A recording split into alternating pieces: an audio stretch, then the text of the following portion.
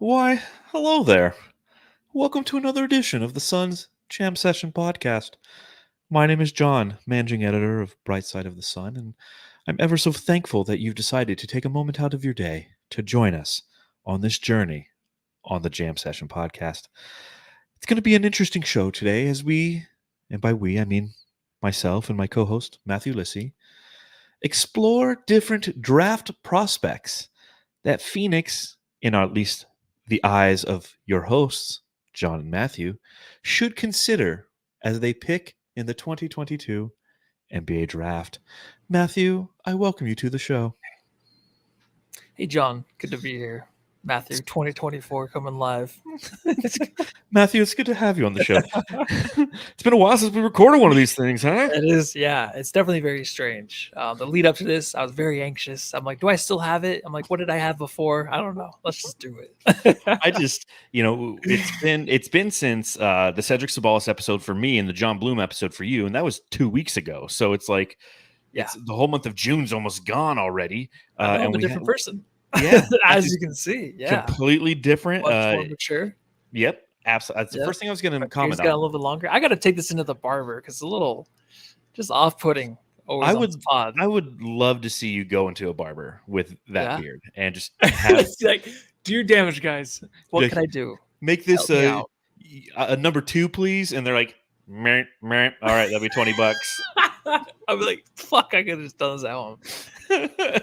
Well, this is going to be a fun show because we have a ton of things to talk about. Obviously, when Matthew and I haven't been together for quite some time to talk about basketball, a lot of things happen. The NBA Finals has finished. The Lakers have a new head coach. There's members of the Phoenix Suns who are reportedly not going to be returning next season. And we'll get to all of that at the back end of the podcast. If that's strictly the reason that you're here, then just fast forward to the end and you'll hear us talk about that news. But we're going to be kicking off this podcast exploring different draft prospect possibilities for the Phoenix Suns as they are picking at number 22. Matthew, when's the last time the Suns picked in the first round? It was last year, right? Nope. We traded it, though. We didn't have it. Oh, we didn't have it? Nope. We picked Tamani Kamara in the second round. Was that second round or early second round? It was like 52. Okay. It was like middle. Oh, was it? Yeah, it was not good. So many people still want him. Okay. Yeah, well, he ended up being. It's been since Jalen Smith in 2020. That's the last time the Suns picked in the first round, and that's what makes this show exciting for you and myself. Because you go all the way back to the 2020 draft, and you and I had an episode very similar to the one that we're going to do tonight, where we sat there. Now, granted, at that time we had the 10th pick. So the level of talent that we were talking about and the different draft picks that we were exploring was had a higher upside, if you will. But we were very excited because we were exploring the possibility of who the Suns are going to pick. The past few seasons, you go back, the year after that is when they traded Javon Carter to the Nets for Landry Shamet. We gave up our first round pick with that transaction. Now, granted, it was like the 28th pick, 29th pick, somewhere in there. But still, the following year, that one was gone because of Chris Paul. The following year, that one was gone because of Kevin Durant. So we haven't had a show like this in 4 years of sitting around, going back and forth, talking to each other about different prospects that have caught our eyes and trying to sell each other on why this is the right pick. And in doing so, selling you, the viewer, selling you, the listener, of who we think the Suns are going to pick or should pick and why. So that's why this is a fun episode. I know it's been a couple weeks since we've recorded, and I know that I'm super, super excited for this episode, Matthew. So a reminder to everybody who's watching or listening, subscribe. If you hop over to our YouTube channel, hit the little subscribe button, hit the thumbs up button if you happen to be here or watching at a later time. And if you're listening to the podcast, leave us a 5-star review on Apple Podcasts. It'd be nice. If you're on Spotify, we will have a poll up and we'll have you vote. We're going to put our 7 different prospects. There's a total of 7 different prospects that we will discuss. We'll put it in a poll. And if you're on Spotify, vote on who you think the Suns should draft at pick number 22. We are less than a week away from the draft. It's next Wednesday, Matthew. Next Wednesday, 5 p.m. And hopefully we don't trade back into the second round because that's Thursday at 1 p.m. in the afternoon. Which is isn't that's super lame. The whole second day thing. I'm not sure how long that's gonna fly, and I don't really know the reasoning for it because no one watches the second round. No one's gonna spend maybe their afternoon watching it at all because everyone's gonna be working, obviously. Yeah. but there's no. What's the last guy? Sometimes, well, I think there's some guys that come out of the second round for sure that Tumani they'll Kamara. hit.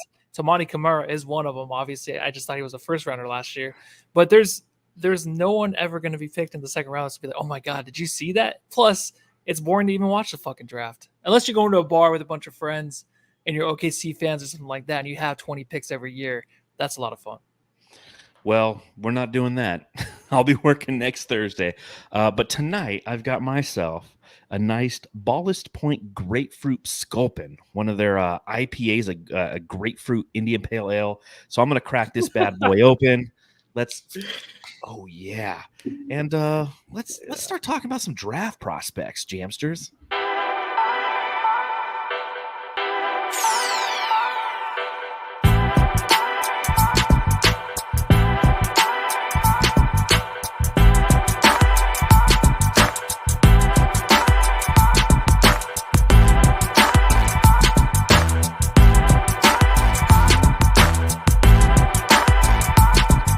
That's right, Jamsters. We are getting ready for the 2024 NBA draft. The Phoenix Suns are going to hopefully pick at number 22. But there might even be some scenarios here that we're talking about as we navigate our different draft prospects. Maybe the Suns are going to have to trade up to get some of these. Maybe they'll trade back. I don't know. But I will start with this question.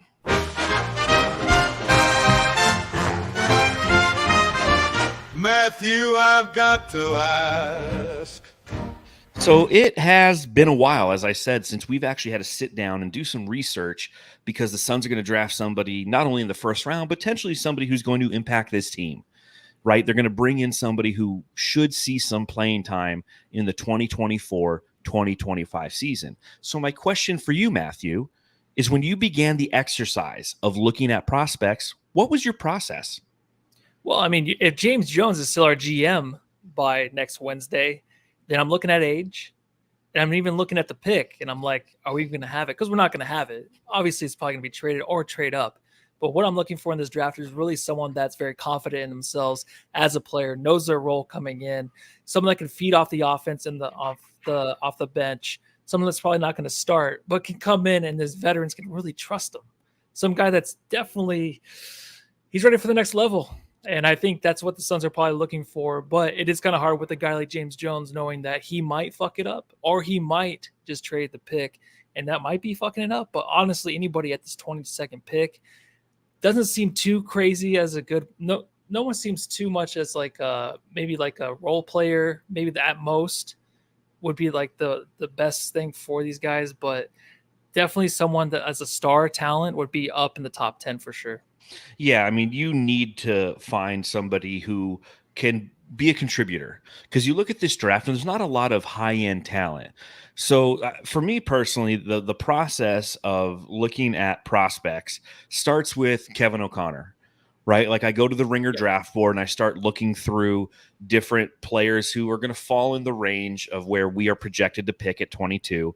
It does. If you haven't been to the Ringer draft guide, it's a great starting point to take a look at different players and who their comps are, and just a good summation of who they are as prospects.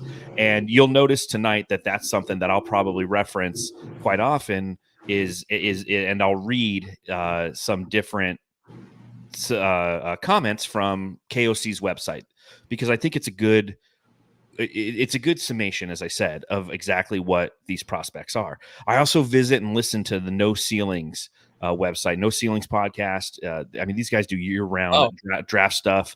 I read a lot of their articles about the different prospects that I've identified over on the KOC side, and now I want to know a little bit more and see if, again, in my perspective, are they a good fit for the Phoenix Suns? And as you mentioned, going into this, you have to kind of mentally identify what your thoughts are relative to the needs of this team. So when you identify that, what do you think the needs are of the Phoenix Suns? I think it's someone that's a shooter coming off or even defense coming off the bench. I think the whole point guard situation is good. It's enticing, but it's also something you have to sit back and think about and be like, well, will this team trust any kind of guard coming off the bench to play point guard? I kind of leave that to free agency. Obviously, there are some good point guards. You have one of them coming up. If the Suns did take, I wouldn't be upset about. But really just what the Suns need in my eyes is just either more defense or better shooting 2 off the bench. Yeah, I agree. I take a look at last year's squad and I ask myself, where did we fall short from a bench standpoint? I'm not going to talk about the starting 5 because, as you mentioned, Matthew, there's no one we're going to draft that's going to instantly be a plug and play starting 5 kind of guy. You're looking to improve on the fringes. You are a team that is unbelievably tied down due to the second apron tax restrictions that occur. So a rookie contract is a positive thing. So you have to make this one count. And that's why anybody who thinks that the Suns aren't going to utilize this pick in some form, whether it's, as you mentioned, trade up, maybe they take Yusuf Nurkic and their pick and trade up to get somebody, right? If they trade back and try to maybe move back a little bit in the first round, as well as garner a second round pick or a couple second round picks, that's a possibility as well. But regardless of how they approach next Wednesday, they will be using this pick because they don't have very many options outside of that. So I look at where the Suns fell short last year. And in my opinion, obviously playmaking's big. The playmaking on this team, first team and second team, it was desolate, and especially on that second team. When you and I are sitting here and we're having conversations and we're like, yeah, Saban Lee, could he be it? Right? Oh. You know you're wrong. You know Yeah. you're wrong. So I didn't think I was wrong. I thought I was Yeah. absolutely 100% right about that one. but he could never play make. He was not a know. playmaker. Something about me just believing in these guys. I don't know Yeah. what it is. Yeah, it's How dare I? schizophrenic. So you need to tell you need to go see a therapist about Yeah, have. about Yeah. about Saban Lee Dooley and talk about Saban Lee. But that's a big challenge. Now, again, in my opinion, the challenge with drafting a point guard is point guards take time to develop. It's not just plug and play. You can't just draft a guy and be like, okay, you're our backup point guard. Good luck. And like you mentioned, Matthew, garnering the trust of this team around you is not an easy thing to do. I look at Drew Eubanks and how he fell short of expectations, how he had some great moments, but consistently in his 15 plus minutes that he played every night, he disappointed.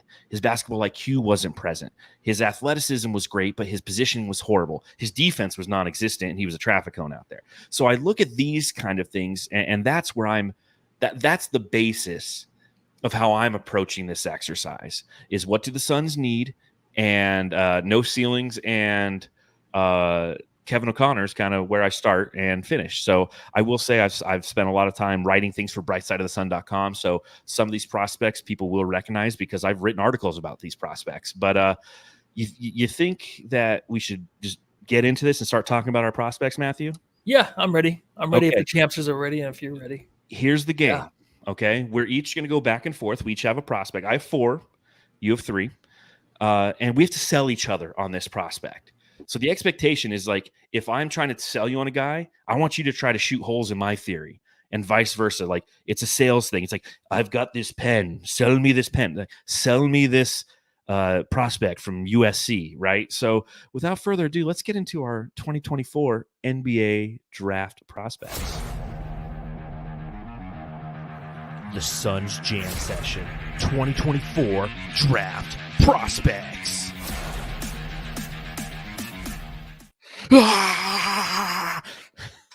You're on mute. That's like some Fox Sports shit right there, dude. That's like best damn sports show. That was awesome, man. Oh, Now I'm ready let's to go. I'm pumped. All right. Well, first up, This guy sucks. I'm just joking. I'll go first. I'm going to talk about a guard from the University of Southern California. I know what you're thinking. You think I'm going to talk about Bronny James. Will you be wrong, motherfuckers? Because I'm talking about Isaiah Collier. Okay, he's a 6'4", 229 pounds, so he's got a little girth to him. 19-year-old kid. He's played 1 year at SC. He's physical. He's somebody who consistently touches the paint. And that's something that I think from a point guard standpoint, you have to do. Penetrate and create havoc on opposing defenses. Force them into a decision. He's got a good runner. He's got really, really good handles, a very high upside. Reminds me when I watch him play of Darius Garland. That's who I kind of see him as a comp. If you look at Kevin O'Connor and you see who his comp is for Isaiah Collier, he's a little bit more conservative. than me, but he does say he's a human highlight. He says he's more of a Tyreek Evans or Emmanuel Mudiay, who I think is now on the Valley Suns roster, by the way. But he's a tank. He, his pluses: a good ball handler with a strong frame, covers a lot of ground with long strides, speedy maneuvers, coordinated, leans to knife through the defense. Once he gets to the cup, he can finish through contact, which I think is absolutely huge going into this new NBA era, if you will, when physicality is going to be a thing. Good defender whose active hands can strip opponents, at least when he's committed mentally. The minuses are he's a daredevil playmaker. He needs to cut down on the reckless mistakes without removing the spirit that makes him so dynamic. Throws the ball into traffic a lot. Needs to play a little bit more composed, control-styled. He did as he did in a 7-assist, 0-turnover performance against the University of Cal. Unproven shooter with shaky mechanics who sprays misses from all over the court. A 33.8% three-point shooter last season with USC. So Isaiah Collier, again, as I just stated before, a point guard might not be the way to go. This is more of a combo guard, but he has the ability to be a playmaker. Have I sold you on Isaiah Collier as the Suns' 22nd overall pick, Matthew? Yeah. I was actually talking about this guy earlier with my friend David on the phone. He's a big fan of him too, and he knows more ball than I do. But he said this is absolutely the guy the Suns should go after for the number 22 pick. And being physical downhill, that's what we need. Someone to get to the rim. I think Bradley Beal tried to be that guy, but was really unsuccessful at the rim a lot of the times. The only negative, though, if I want to poke some holes, would be just, is he going to be more of a ball hog? Is he a ball hog kind of guy? I mean, he's 6'4", combo guard, which is a great size at 229. But if he's not going to be giving up the rock, is that going to be an issue? Well, he did average 4.3 assists per game with USC last year. Now, granted, 3.3 turnovers per game. So what that tells me, to your point of being a ball hog, I don't think he's a ball hog. He is passing the ball. He just has some of those hero assists like Devin Booker used to have when he was younger, right? Remember when Devin Booker would just throw the ball away because he was trying too hard to make the right flashy pass, and in time he learned to be a little bit more controlled. Isaiah Collier has that aspect where he's trying to play make, and that's where, again, I like the fact that he touches the paint, because when he touches the paint, he's not looking to score every time. That's the Saben Lee issue.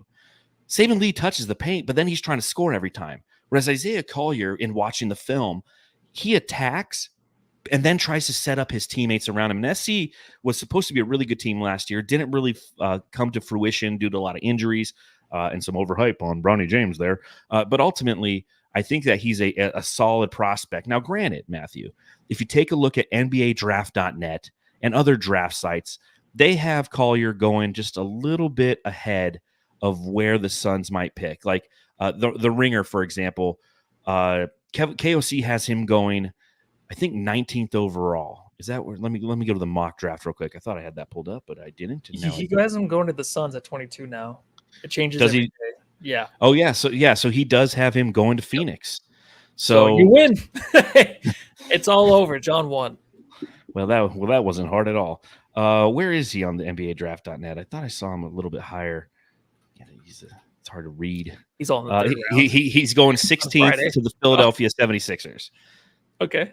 So he's over. He's all over. Blaze Megatron asks in the chat, did this guy get the minutes over Bronny? Yes.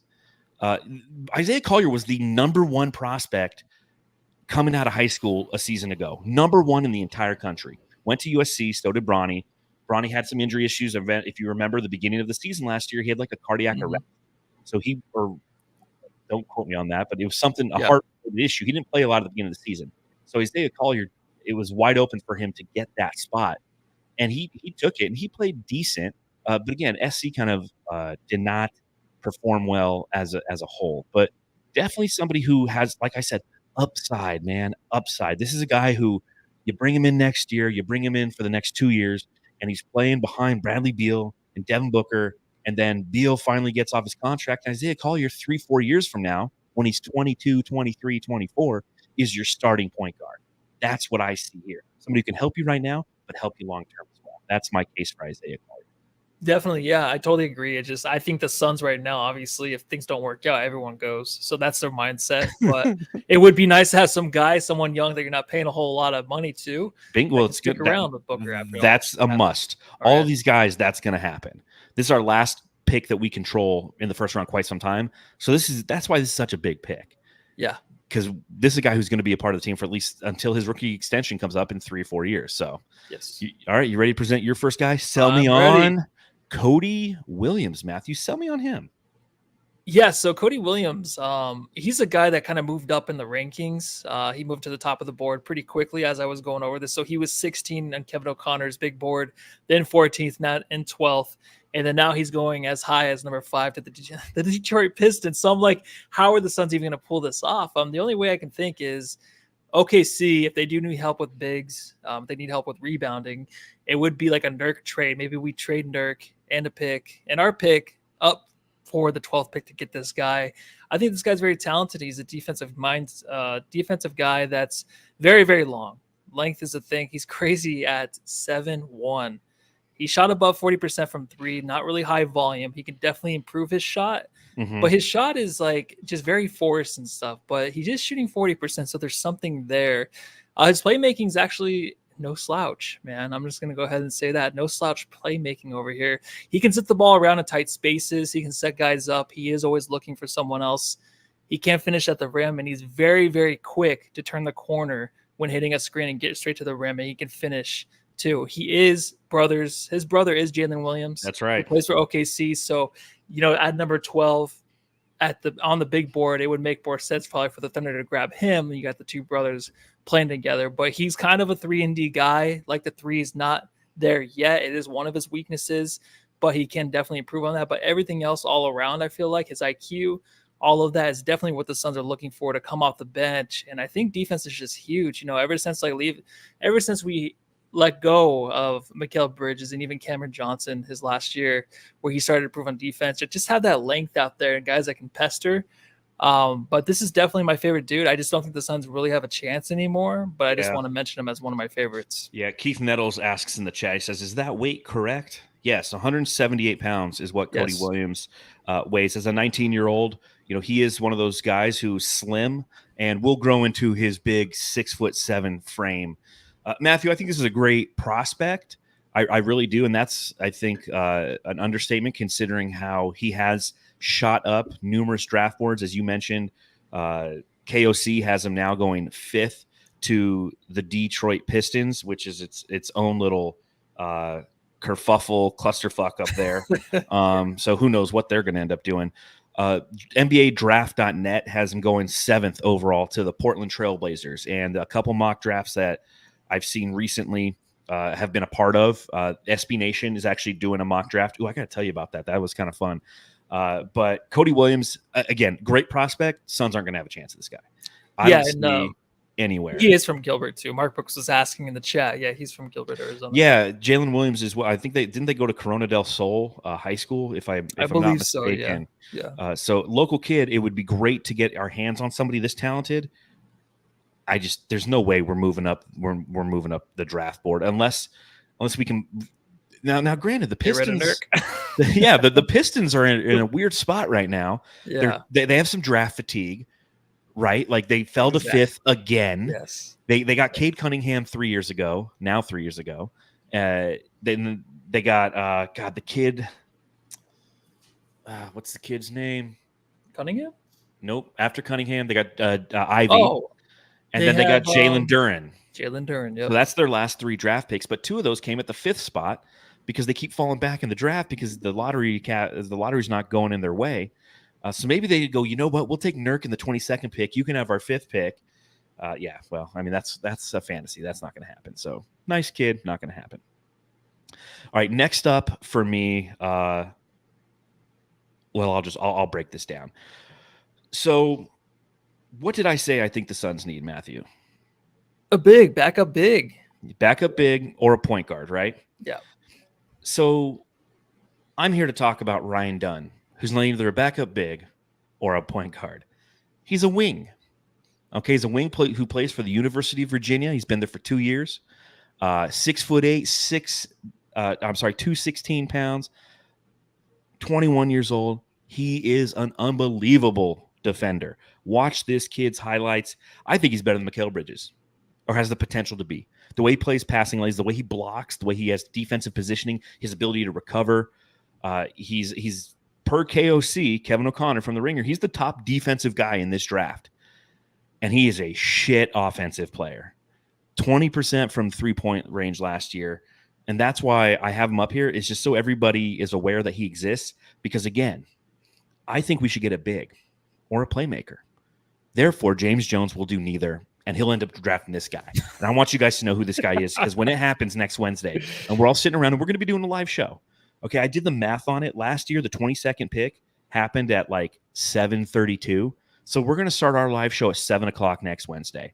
And we'll recap what happened at the front of the draft, and we'll lead into the Suns pick. And then what will happen? Boom, the Suns will take this guy, Ryan fucking Dunn. Okay? And he's a great, amazing defender. Amazing defender. But he's also somebody who lacks any ability to fucking shoot. Like I said, 20% from beyond the arc. The shades of Herb Jones and Andre Robinson. So yeah, Blaze Megatron has said, "Is this guy just Andre Robertson?" Yeah, he's Andre Robertson. You know, I mean, that's literally who he is. He's hustle. He's got that dog in him.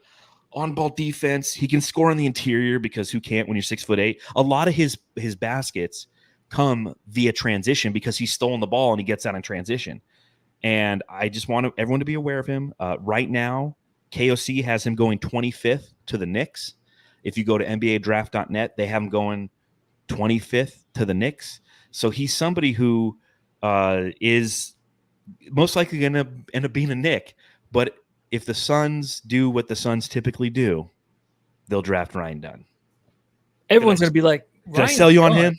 You did. And I was like, is that the guy from Viva La Bam? I think he actually passed away. The guy who got Ryan a car Dunn. Yeah, he did. So shout out to him. In that show, I think it's coming back. I think Bam actually bought the castle back or something. So good for him. He's sober.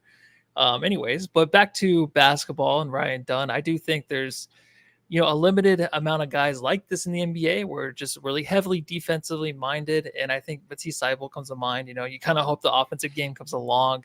But right now, it's like it's hard for these guys to really stay on the court. But you're right. You sold me on it just because it is the one guy that James Jones will choose where it comes out of nowhere. And he's like, let's take this dude. Very dominant defender. His dad's in the Army. So we're gonna take him. So here's my one scenario for the Suns where I'm okay with us drafting Ryan Dunn. One scenario. The Knicks have been tied to this guy. In fact, I have an article that's being published tomorrow morning on brightsideofthesun.com about Ryan Dunn as a prospect. And every mock draft, you go to ESPN, CBS, NBADraft.net, The Ringer, Bleacher Report, which is always horrible. Bleacher Report's mock drafts are shit. But every one of them have Ryan Dunn going to the Knicks. The Knicks hold the 24th pick. They hold the 25th pick. They hold the 38th pick. So if the Suns want to play a little, if they are okay with getting Ryan Dunn and they want to add some draft capital, they start leaking Ryan Dunn. We want Ryan Dunn. Oh, he came into Phoenix. It was 114 degrees, and he worked out. It was great. And they get the New York Knicks frantic a little bit. And they try to get the Knicks to trade either the 24th or the 25th pick up to them, as well as take that 38th pick for him. Hey, you want to move up 2 spots in the draft? You want your boy? All right, come get him. But we want your pick, either 24, 25, and number 38. So the Knicks still end up getting 2 first-round draft picks. They give up that second-round draft pick, and the Suns get 2 picks out of it. That's the one, that's one scenario. Don't aggregate this. It's not going to happen, but we'll see. If we're going to end up with this guy, we might as well try to get another pick out of it. So there you go. Ryan Dunn, Virginia. Yeah. All right. Next up for Matthew, tell us about Tristan Da Silva, another Colorado guy.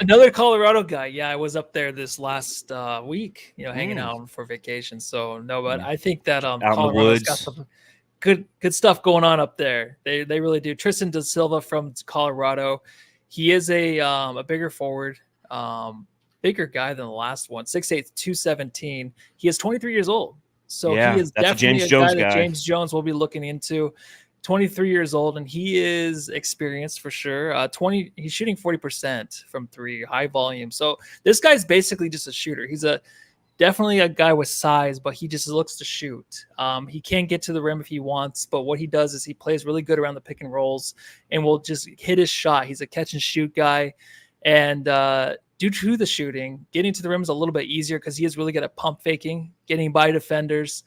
getting other guys involved. But obviously he has experience in college, but he just seems someone, like I said earlier when we first started the pod, that's really knowing what he needs to do on the court. He's a guy that definitely knows the situation on the court and who he needs to be to help a team win. And just shooting lights out, I think that's something the Suns need. And at his size, dude, I just love it. I love these big guys, of course, that can shoot. And you want a power forward for the Suns, obviously. But nowadays, you're not going to get one like we really want. But you might as well take one with good size that can shoot. And he's not afraid, man. He's definitely going to be one that can get really streaky. He can take over a quarter if he wants to. So I think it's a perfect fit for the Suns team. And it's actually a guy that was going number 25 on the mock draft board. But right now, I think he actually is moving up. Oh, he's 22nd right now. So perfectly fits where the Suns are picking right now. On which mock draft board? On the Kevin O'Connor one. So Kevin O'Connor has him 16th overall, going to Philly. Oh, so 22nd over on the big board. So actually going 16th. Yeah. Yep. Yeah, so he's got him going 16 to Philly. NBA draft.net has him going 15th to Miami. So again, both Colorado guys are shooting up the boards, and I like this guy. I really do. I didn't research him too much because I thought that he would be outside of our scope. I know it's something that the bright side community, we were having conversations. I've been writing articles, like I said, for the past couple of weeks about draft prospects, and a lot of the different members of the bright side community were talking about taking a shot at Tristan da Silva. NBA ready. David Yolovich says it in the chat. He goes, he's NBA ready. He is. He's NBA ready to come in and be a great bench role player. And as you mentioned, Matthew, the potential to become a power forward or, a 3 of the future for this team. Again, the challenge I have is I just don't know if we'll get him. He's just out of our grasp. He's right ahead of us. We can't hold on to him. So if the Suns move up again, though, and that's a possibility, Nurkic, maybe Nasir Little. I don't know. The Bulls are doing dumb shit, and we'll talk about later. Maybe we can sell them on Nasir Little in a pick. I don't fucking know. And it's too bad those Nick picks aren't in front of us because they do typically screw up the draft, and we'll pass on guys like this that are going to instantly impact the team. But they are behind us, and plus they've been making better decisions as of late. Yeah. But I do think weird things happen in the draft, and teams do make mistakes. So this guy obviously is more reasonable than my last one. But he's definitely someone that's kind of in that area. So we'll see what happens. I can see him as a Philadelphia 76er. I can too. Just look at his face. Yeah. Yep. It's that face. He's got the 76ers face. All right. Next guy up on my list. I am absolutely in love with this guy. Okay. This is Yves Missy out of Baylor. Okay. John Gambadoro, Arizona Sports, is going through the Gambo 5 right now. So every day he's going through his lists and saying there's 5 guys that the Suns are targeting. And then he's also saying there's 5 guys that the Suns aren't targeting. He started with today, his first one, this guy right here. I wrote a piece on him about a week and a half ago. Yves Missy, 6'11", 229 pounds. He's 19 years old, only played 1 year at Baylor. But I look at him and I see the athleticism. I see his ability to be a rim runner, a damn good defender. He's per KOC, he's got shades of Jalen Duren, and you have a shot at him at 22. He's better than Drew Eubanks, and I think that's vital. Drew Eubanks played 15 minutes a game last season. Yves Missy can come in and play 15 minutes a game. He can't really shoot, but he doesn't really need to. Not every big needs to be a stretch 5. This guy gives you athleticism, which is so very needed for the Suns when it comes to the backup big position. Just you need that athleticism. You need somebody who can play switch defense, which he's amazing at. You watch him and his highlight film, and his ability to play drop coverage, to attack screens, to just be a great screen defender. Blocks. I mean, he averaged, I forget how many blocks. It was like 1.2 or 2 something, but he only played like 20 minutes a game. So you take all this into account, and he's a dog, man. He's exactly what the Suns team needs if they're going to draft the big. This is who I want. Now, granted, big board for Kevin O'Connor. Where's he have him going? 21st, of course, right in front of the Suns. And the NBA draft.net has him going 17th to the Lakers. Although I see a lot of Zach Edey going to the Lakers. So he's somebody who might be on the board. This is one of those ones where I can feel it happening, Matthew. I take us back to like when Michael Porter Jr. was still on the board, or Tyrese Halliburton and Devin Vassell was on the board. Because the last time we really had this experience, you and I doing the draft picks and the draft prospect research, was when you and I fell in love. You fell in love with Tyrese Halliburton, and I fell in love with Devin Vassell. And then I didn't like Tyrese Halliburton at all. I'm sorry. Oh, you didn't? I was the one guy in the US of You- A that did not like Tyrese Halliburton. You liked what's his face? So The I French totally kid. missed on that one. The Pistons. I know The who you're lefty. talking about. Yeah, that's who you Yeah. liked. Well, I liked Halliburton. I loved Devin Vassell. And we took Yes. Jalen Smith Killian with Hayes. both those guys. Yeah, Killian Hayes. With both Yep. those guys on the board, we took Jalen Smith, and I lost my mind. So I'm hoping that Yves Missy's on the board and we take him. If that's what the Suns feel they need to fill. What are your thoughts on Yves Missy? I definitely do like him. He's the first one that jumped out to me when going over the draft board. But also my friend David did mention him as some guy that he loved the Suns to get, and he is of all knowing for Suns shit. So I'm like, okay, I trust you'll look him up. And I love the dude for sure. The only thing for me is it would be a guy that might take some time. Obviously, he is a big, and they do take a while. Like DeAndre Ayton is a 20-year. He's on his 20-year course of just improving as an actual big man in the NBA. That's competent. But no, this guy obviously will be a little bit of a project. So if the Suns want to do that, then yeah. But I think obviously I like it a lot. The only thing I can see is like me loving him and you loving him, and then the Suns don't get him, and then we see him on another team. Like, all right, yeah, that probably would be not in the Suns' favor. Just kind of seeing how he is working through the progressions as to be a competent big man. But I do love the guy. I wouldn't be mad if the Suns get him. Well, the difference is like when you draft DeAndre Ayton, you're expecting him to be a starter. When you draft Yves Missy, I expect him to be a backup for the next couple of years. Like he's 19. True. He's got the time to develop. He's not going to be under the microscope. He's going to get 15 minutes a game. He's going to give us a change of pace at the 5. So you have Nurkic out there and lumbering around, and all of a sudden you bring in this high-flying rim runner who can play some defense. I'm all for that guy and developing him into somebody who could potentially be your starting center. Like, because Jalen Duren, if he's any shades of Jalen Duren, I love Jalen Duren, and Jalen Duren is still very, very raw. The difference is he has to start because he was taken so high in the draft, and so he's going to be under scrutiny, whereas Yves Missy would be like, oh, man, he missed that fucking rotation there. Yeah, well, he was a 22nd pick. What do you expect, you know? So that's where I'm at. I love this kid, though. If the Suns could just trade up one pick and give up Nurk too, just to get this guy. Yeah, but I wouldn't. But there, I wouldn't like it because then he'd be forced to start. And then go get, because I think Nick you Claxton. have to give up Nasir Little to get under the second apron. You have to give up Nasir Little and Nurk. Just get those two guys up and then go get Nick Claxton. Yeah. And then you'll have Yves Missy. That's what I wanted like a month ago. I'm like, as soon as the Suns were done the next day, I'm like, I want Nick Claxton and this guy because it's the first guy I looked at. Take Bradley Beal out to the middle of the desert. It's 114. Leave him for dead. Give him a shovel. Oh, yeah. Just a shovel. A shovel and a revolver with one bullet. No water. Next up for Matthew. This guy's a lot of notes. Tell me about Trenton Flowers, man. Oh, well, we got 2 sticky notes over here. You gave me a lot of notes.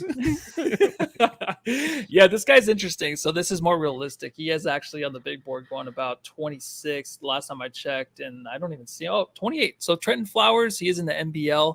He's playing Australia, right? Isn't that where Adelaide is? Yep. Okay. Adelaide Australia, 47 or 36ers, right? The ones who beat the Suns in a preseason game? Yes. Yep, yes, that's them. And he's a 6'6", 201. So he's kind of like a high flyer.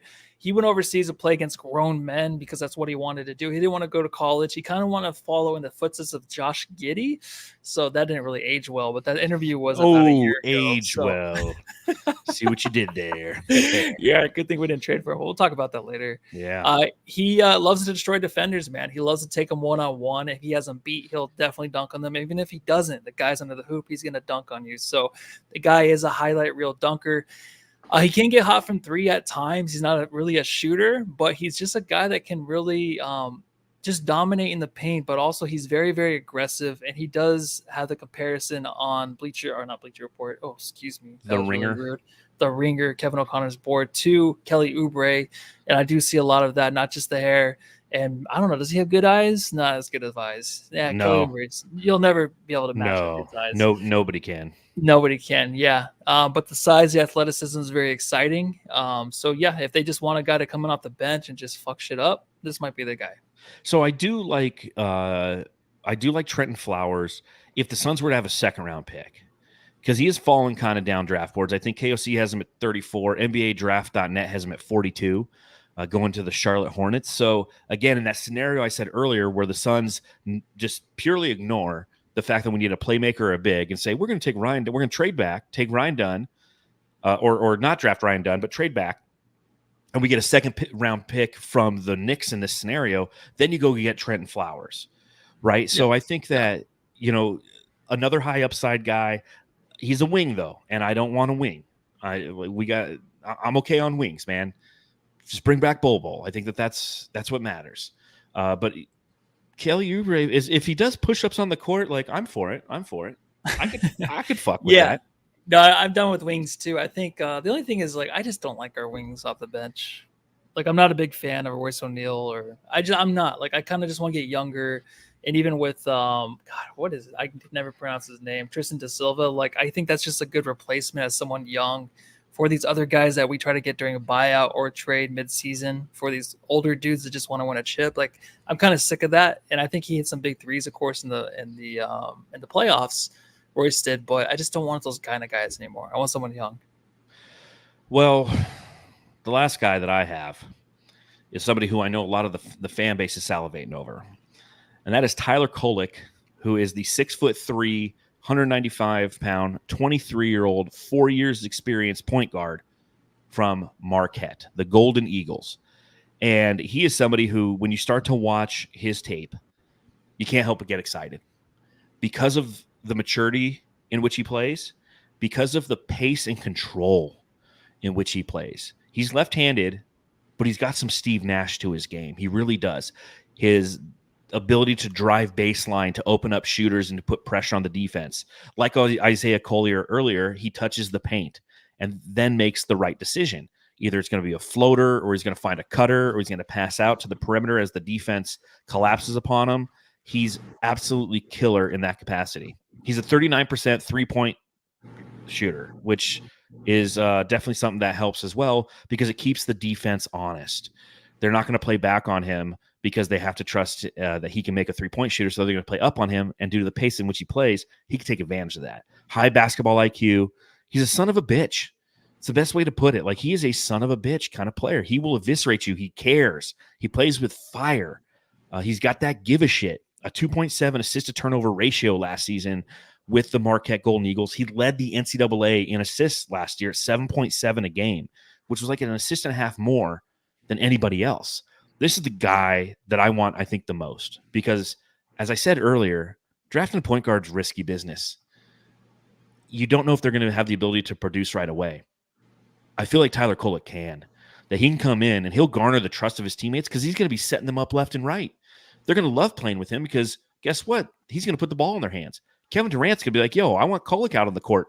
Okay, the first 6 minutes of the game, I'll play with you, Devin Booker and Bradley Beal, but I want those Kolek minutes, man. So when they go out, I want to stay out there because this guy's going to give me the ball in great space, and I can just sit back and stroke mid-range jumpers. And I think that he could bring that to this team. He's the guy I'm highest on the most, Matthew. All right. Well, I don't know anything about him, but you definitely sold me on him. Oh, man. This the is only the holes guy right is now. Just that forehead. I don't know. But I like the forehead. It's fine. Well, the challenge with him is twofold. One, like, KOC has him going 15th overall to the Heat. And seems like a Heat player. NBA, yeah, 100%. NBA Draft.net has him going 26th to Washington. A lot of different mock drafts have him going to Phoenix at 22nd. Suns Worldwide was in the chat earlier. He says he isn't one of the top 3 Suns targets. And Suns Worldwide is kind of plugged into these things. But Kolek was in town today. He was actually doing his workout with the Phoenix Suns, and he had some comments after his workout, and I'm going to read you some of these comments. The first one: I'm not one of those guys who works out for 15 to 20 teams. I'm being very specific who I want to work out with, and he works out with the Suns today. Just making it easier on the stars. Every team is going to be keyed in on them each and every night, so that's how he's going to fit in with the stars. It's tough when you don't have a point guard. You're not playing a lot of you're playing a lot of one-on-one, and you're not getting into your spots. So he like, this is a college kid, He's recognizing this kind of stuff. The old school point guard really helping guys, making plays for guys. That's what it means to be a true point guard. And he wants to come in and be ready day one, and because he can impact winning at a very high level. So this is the guy, and you see a lot of the comments in the chat. A lot of people, they like him. They like him, and I like him, and that means we will not draft him. I like him too, man. I really do. Yeah, it seems like a real fit for the Suns. So here's my mock draft story I want to talk about before we talk about other things going on. So we're in the process right now of doing the SB Nation mock draft, and essentially the way it goes is over 5 days, the managing editor of all of SB Nation NBA has a Google sheet that has the order of the draft. And everyone who's doing the mock draft on an email. It's like when your pick is done, you send an email out to the email chain, and then you fill in who you're going to get with the pick, and then you let everybody know. Yeah. So yesterday, the Toronto Raptors were on the clock, and he's doing it day by day. Like I don't have to see everyone he's emailing yesterday, and I don't have to see who cares who the first pick is. But when we're in like within 5 picks of when our draft is, we're part of that email chain. So yesterday I get the email. It's like, hey, just so you guys know, picks 19 through 25 are coming up. So just be ready. Here's the cadence. Okay. When you make your pick, email everybody after you put in the Google Sheets, and we'll carry on. So that email goes out, and I log into the sheet probably about 20 minutes later because I'm at work. And the Knicks have already picked, and they're like behind us in the draft. I'm like, whoa, guys. I'm frantically typing. I'm like, the Knicks have already picked. And they took Ryan Dunn and Tyler Kolek. And I was like, hold on, this is fucking bullshit. And then they're, oh, sorry, we didn't read it right. I'm like, fucking Knicks, even their fans. What? Fucking, read it right? It goes in order. Yeah, it's like you jump 5 spots to put in who you think you're going to draft. Like, no, that's not how this goes, man. So anyways, the Raptors pick, and then whoever has 20 picks. And then the Pelicans are on the clock at 21. And that's 6:07 last night is when the team before the Pelicans picked. So I'm sitting there, I'm like, okay, they're going to make their pick, and I can make my pick right after that and call it a night. They didn't make a pick all last night. So then it's like 11 o'clock. I'm like, they didn't make their fucking pick. So I wake up this morning, I check my phone. Of course they pick. And who do they pick? They pick Tyler Kolek right before I wanted him. So, spoiler alert, because we'll be publishing all this information, the mock draft stuff next week on SB Nation and on brightsideofthesun.com. But I picked Yves Missy. And another layer of this is I actually reached out to the Brightside community a week ago, and I gave them a list of like 10 names. I'm like, guys, here's a poll. You tell me who to pick. The majority of people wanted Kolek. And then after that, the second favorite was Kyle Filipowski, which neither of us talked about, center from Duke, right? Who I believe Gambo said the Suns aren't interested in, but he got the second most votes. And I told the community, I'm like, hey, whoever gets the second most votes, I'll draft him if our first most guy gets drafted. And if the second most votes guy has been drafted, then the third, whatever. But I drafted Yves Missy anyway. I'm like, fuck Kyle Filipowski, fuck Duke. Yeah. So Missy Lissy, someone actually did put it in the chat, and I can't. Here it is. Right Man. there. Al Soto. It makes sense, right? It does make sense. The Missy Lissy project will begin 2024, 2025 season. So I'm excited for that. Well, there you go, Jamsters. Those are our draft prospects that we're looking at. Obviously, the draft will be less than a week. It'll be next Wednesday. We'll go live at 7 p.m. The draft, I believe, starts at 5. The Suns have the 22nd pick. So we'll go live about the 15th, 16th pick just to watch every one of the guys that we just talked about go off the board, except for Ryan Dunn, who the Suns will draft. So there you go. There are our draft prospects, but we're not done. There's a lot of other stuff to talk about. Thoughts? Brains? All right. Oh, so much to talk about here, Matthew. Where should we start? NBA Finals. Thoughts? Celtics, champions. I didn't really watch too much of it. I missed a lot of the games. I feel like anytime I came home, except for game 2, it wasn't really much of a game. So by the time I got home, it was pretty much decided. I missed a lot of it. I did see a lot of the Luka having a hard time with the refs, kind of taking himself out of the finals. Kyrie having a tough time this whole series.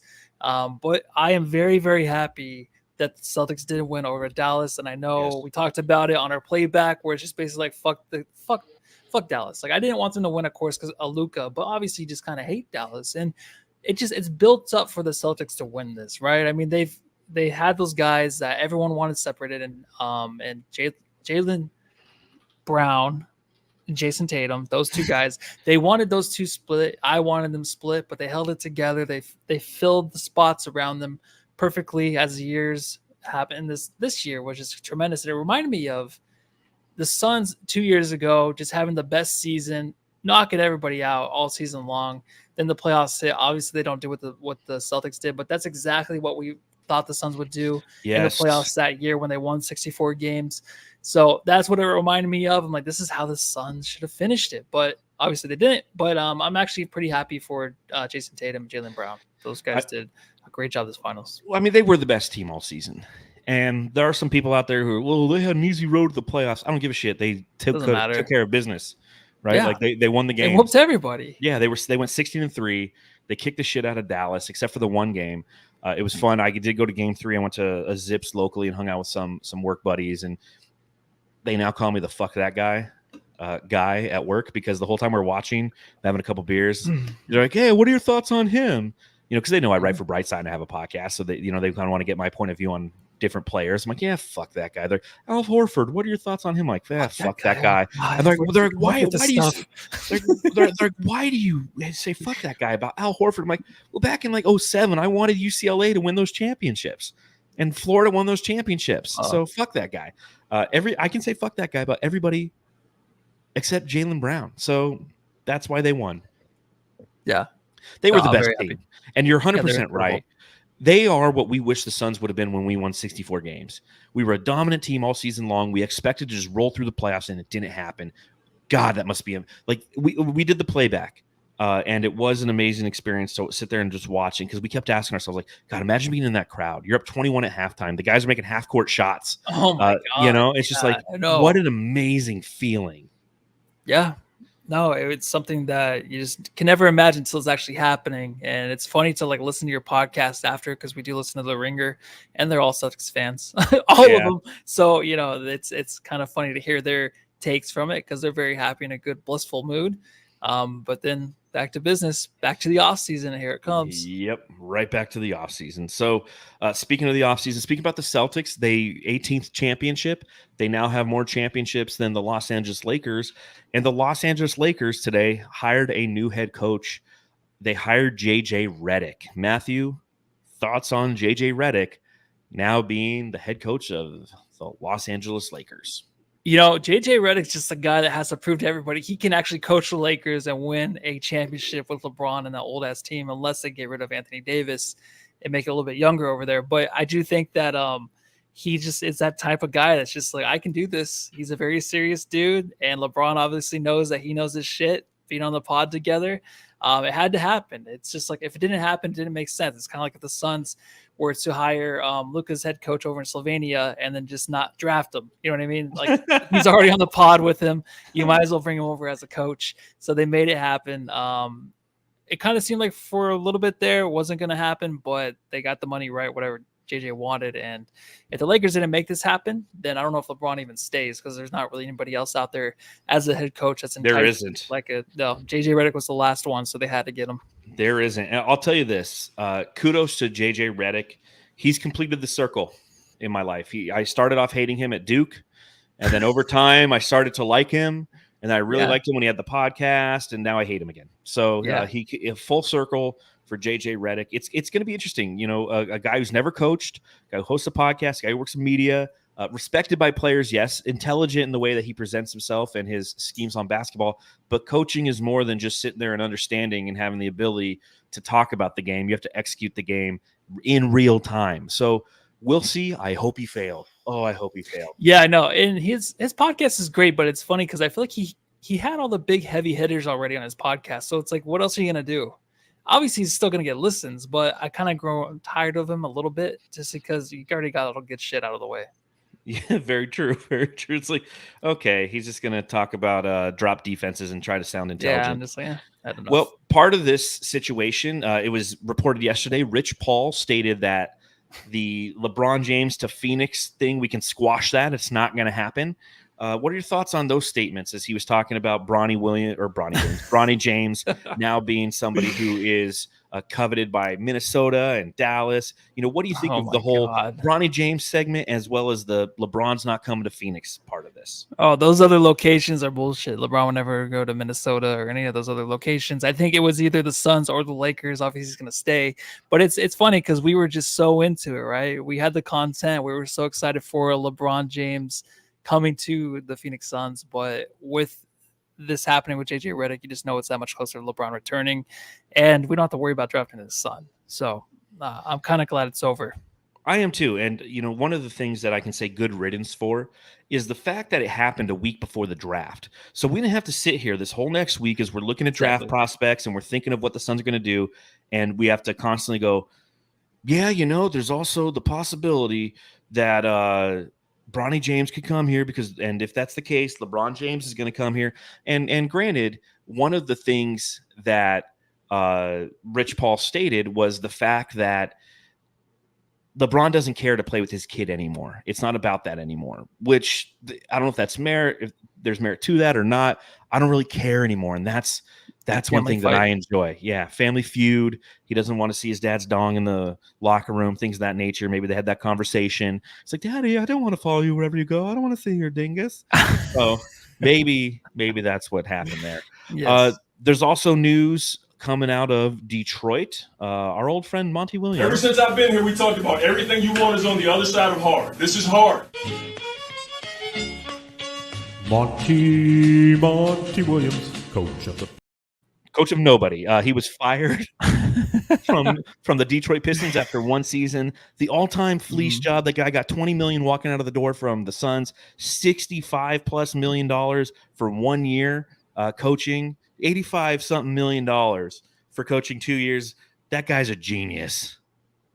Yeah, it's crazy. He's already let go. I was listening to No Dunks and they were like, maybe it was something to do with JJ Redick. Maybe they were trying to get rid of Monty and try to grab JJ because they're obviously going to pay JJ whatever he wants to come to Detroit. Obviously, I don't think JJ would ever take that, but it's also worth a try. And you know what you have with Monty, where it's tough to try to sit through another couple seasons hoping that he can develop into an actual head coach that can develop these guys, because he's just not that. He's definitely a guy that can coach a Lakers team probably, or a Suns team obviously if they are veterans, but right now that team just needs something else and it wasn't working. That's crazy, man. They were actively bad.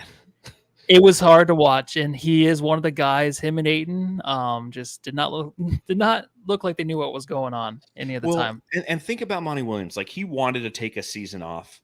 His son's part of the under-17 Team USA team, which is chock full of NBA players' kids. And he wanted to spend time with his kids. And Detroit kept pestering him last summer. They're like, dude, we'll give you $40 million for 5 years, 55, 65. He's like, sold. He's like, okay, I'm going to come, and you guys are going to pay me a shit ton of money. I'm going to fucking suck. I'm going to sit here and he didn't even come up with any good catchphrases that I'm aware of.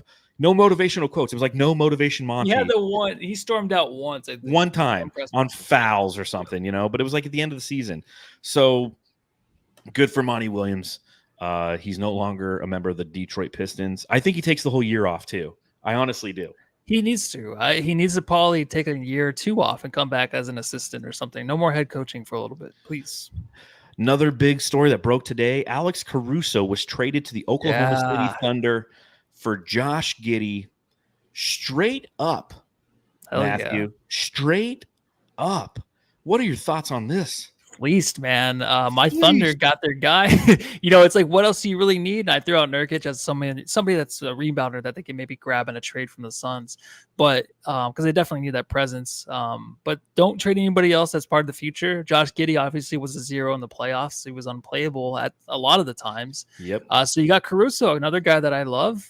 He can come in. He's shooting 40% from three, but obviously you want him for the defense. But him and Shea were top 3 in steals, and then you have Luke Dort. It's dumb. It's too much. And it comes to the Western Conference. Perfect. Yeah, it's like all these teams just know what the hell to do. I just, you know what I mean? No. They do. The Bulls. Here's what's crazy. Well, Zach LaVine's out too. They're blowing up right now. But here's the thing: if you're the Bulls and you're blowing it up, right? And you make a trade with OKC, how do you not get one of their 13 first-round picks or 22 second-round picks as a part of this deal? It's like, listen, dude, we're gonna give you Alex Caruso. Give us Giddey. Like, can you give us like 3 second-round picks? Something. This was a straight up trade. Like Sam Presti is a fucking Jedi master of trading because he sold the Bulls on Giddey and nothing else. Nothing else. That's tough because why can't we get a trade like that? We're like, holy shit, dude, we've just fucking fucked them. Like, I know. The only thing is like maybe the upside Giddey had before all that stuff happened because he was developing into something nice. But with LaMelo or Alonzo Ball maybe coming back this year, I'm not sure how much you count on him if he's going to be traded or not too. So I don't even know. Maybe I don't know. That is crazy, and I didn't even know it was I didn't know it was straight up till now. I thought there was a few picks I didn't see. No, none. Jeez. It was straight up. And Caruso was clearly the better player in this trade. Oh, yeah. And the fucking Oklahoma City, like Sam Presti the other day, he was wiping his ass. He ran out of toilet paper, and he used 4 second-round picks. He's just like, well, he was in a public place. It was awkward. He didn't want to he didn't want to touch his phone to get bacteria over it. I mean, we're in here. Yeah, he's like, a couple, 4 second-round picks. All right, last thing I want to talk about before we get out of here. John Gambadoro was reporting it today on Arizona Sports 98.7 that both Eric Gordon and Drew Eubanks most likely won't return next season. What are your thoughts on that news? Initially, thank God. But it's funny because Eric Gordon was the guy we loved when he first came. Eubanks we didn't know, but Eric Gordon's like, I kind of didn't want him after about a month. Kind of got sick of him, and he wants to go back to Houston. I think I heard. Yes, correct. I kind of feel like I'm like, wait, are we missing out? But I'm like, no, dude, I don't want him back or Eubanks unless you did.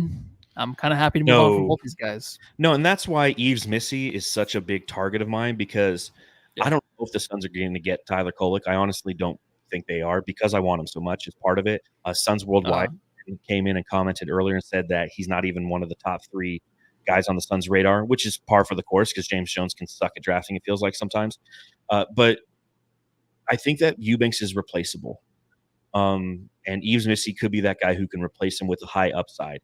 Eric, and you're right about Eric Gordon. When he was a starter, he was good this year. Good. Not great, good.